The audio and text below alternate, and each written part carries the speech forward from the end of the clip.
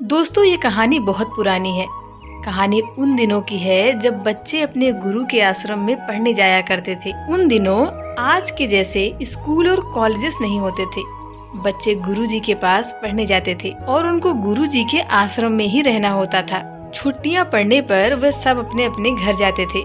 दोस्तों, इस कहानी से आप सब लोग बहुत कुछ सीखने वाले हैं। अब चलिए हम लोग कहानी की तरफ चलते हैं। गुरुकुल में आज विद्यार्थियों का सैलाब उमड़ा हुआ था, क्योंकि आज परीक्षा का परिणाम जो घोषित होने वाला था। कई छात्र तो बहुत प्रसन्न थे। उनमें से कुछ छात्रों का मुंह भी लटका हुआ था। उनकी प्रसन्नता और उदासी अकारण नहीं थी। जो छात्र उत्तीर्ण होते उन्हें अगली कक्षा में प्रवेश मिलना तय था, परंतु जो छात्र अनुत्तीर्ण होते उन्हें न केवल गुरुकुल छोड़ के जाना पड़ता, बल्कि गुरुजी की खरी खोटी भी सुननी पड़ती। क्यों रे मूर्ख, तू फिर से अनुत्तीर्ण हो गया? समय रहते तुझे समझाया था ना कि अगर इस बार उत्तीर्ण न हुआ तो गुरुकुल से बाहर निकाल दिया जाएगा। गुरुजी एक किशोर विद्यार्थी को डांट रहे थे और वो बेचारा चुपचाप बैठा गुरुजी की डांट को सुन रहा था। डरते डरते उसने गुरुकुल के प्रधान आचार्य से निवेदन किया, गुरुजी, मैंने अपने तरफ से पूरा प्रयास किया था। निर्बल स्मरण शक्ति के कारण मैं जो कुछ भी पढ़ता हूँ थोड़ी देर बाद अपने आप ही सब कुछ भूल जाता हूँ। कृपया मुझे एक अवसर और देने की कृपा करें। जब तुझे कुछ स्मरण ही नहीं रहता तो तू कैसे उत्तीर्ण हो पाएगा? और तेरी विद्या धन करने का भी क्या लाभ है?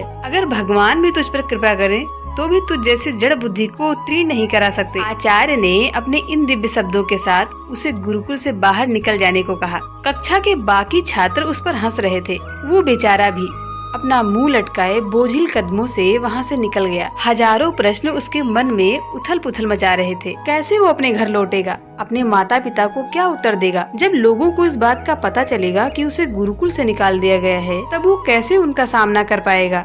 ये सब सोच सोच कर उसका हृदय बैठा जा रहा था। आखिर उसने अपनी ओर से तो पूरा प्रयास किया था। रात रात भर बैठकर पढ़ाई की थी। यदि फिर भी उत्तीर्ण न हो सका तो वह क्या कर सकता था? सवालों के इन्हीं भंवर में फंसा हुआ वो अपने गांव के किनारे आ पहुंचा था। पर क्योंकि धूप बहुत तेज हो चली थी, इसलिए उसने थोड़ी देर आराम करने का निश्चय किया। गर्मी की इस तपती दोपहर में और ऊपर से सूरज की तेज रोशनी सब कुछ जला रही थी और यहाँ भूख भी उसे बेहाल किए हुए थी। इसलिए पास के कुएं के चबूतरे पर बैठकर उसने सत्तू खाने का निश्चय किया, जिसे वह गुरुकुल से अपने साथ लेकर चला था। कुएं पर कई लोग खड़े थे।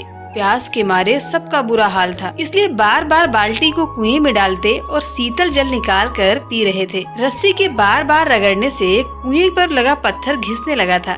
लोग जितना पानी निकाल रहे थे, पत्थर उतना ही घिसता जा रहा था। युवक आराम से बैठकर ये सब कुछ देख रहा था। अचानक ही उसके मन में एक विचार आया और वो सोचने लगा कि यदि केवल जूट की बनी एक रस्सी से इतना कठोर पत्थर घिस सकता है, तो यदि क्या मैं परिश्रम करूं तो सफल नहीं हो सकता? आखिर दिमाग पत्थर से ज्यादा कठोर नहीं है। उस युवक के मन में आशा की एक ज्योति जल उठी। वो तुरंत उठ खड़ा हुआ और उसने मन ही मन निश्चय किया कि वो वापस अपने गुरुकुल लौट जाएगा और फिर से विद्या अध्ययन शुरू करेगा। वो घर के बहुत समीप आ गया था, लेकिन वो घर न जाकर वापस अपने गुरुकुल लौट आया। उसके साथ पढ़ने वाले बाकी छात्र उसे देखकर चकित थे। आचार्य ने उसकी पूरी बात सुनने और बहुत निवेदन करने के बाद उसे गुरुकुल में दोबारा प्रवेश दे दिया। इस बार इस युवक ने अपने अध्ययन में रात दिन एक कर दिया और जब परीक्षा का परिणाम आया तब पूरा गुरुकुल आश्चर्यचकित था। ये छात्र न केवल उत्तीर्ण हुआ था, बल्कि संपूर्ण गुरुकुल में प्रथम आया था। दोस्तों, इस छोटी सी कहानी से हमें यही सीख मिलती है, दृढ़ संकल्प और इच्छा शक्ति से सब कुछ हासिल किया जा सकता है।